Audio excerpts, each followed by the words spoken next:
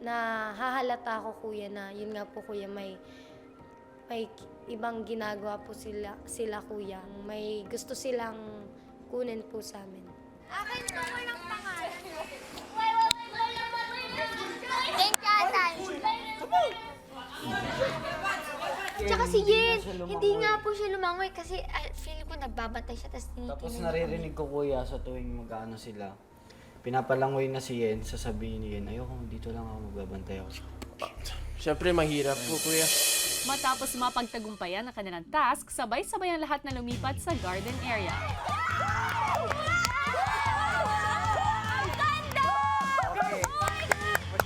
Housemates, enjoy! Agad naman naghanda ang boys at girls para sa kanilang pool party. At maya-maya pa, ang ibang boys nauna na sa pool area.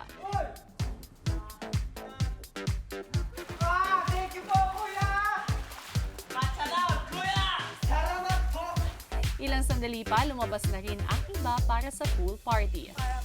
Anong klaseng sandwich ba ito?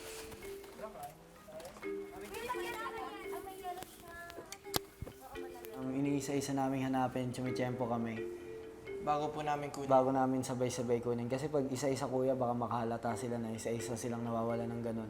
Habang nagkakasiyahan ang lahat, sina Seth at Kyle pinagmamasdan ang naiwang gamit ng housemates. Kuya Lance, later ka naman. Double kill. Ang dami sila, kaya kailangan minsan iba. Tapos pag sila naman dito, palitan na.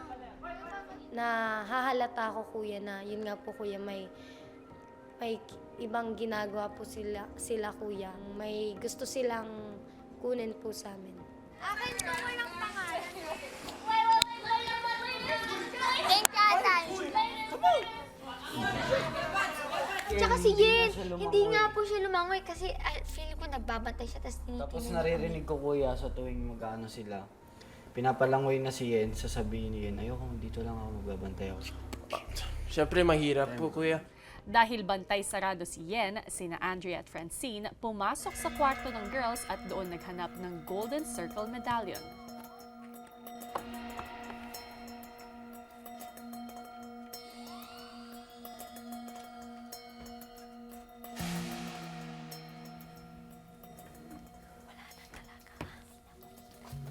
Yung usapan namin na habang nagsuswimming lahat, nag-enjoy sa party, yung isa pupunta sa loob para hanapin yung mga gold circle.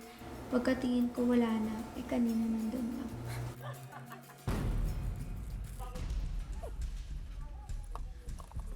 Okay na ba to? Kasi parang ang pangat eh. Wait lang, sorry may nagbibihes. Wait lang. Hindi ko mahanap yung name tag ko. Okay. Hindi ko talaga mahanap. Hindi ko talaga mahanap yung tag ko. Okay lang ba yun? Okay lang ba yun? Na walang name tag. Oo naman wala eh. Okay naman. Ask ka na kay kuya. Papapasukin kayo. Sige. Thank you, ate.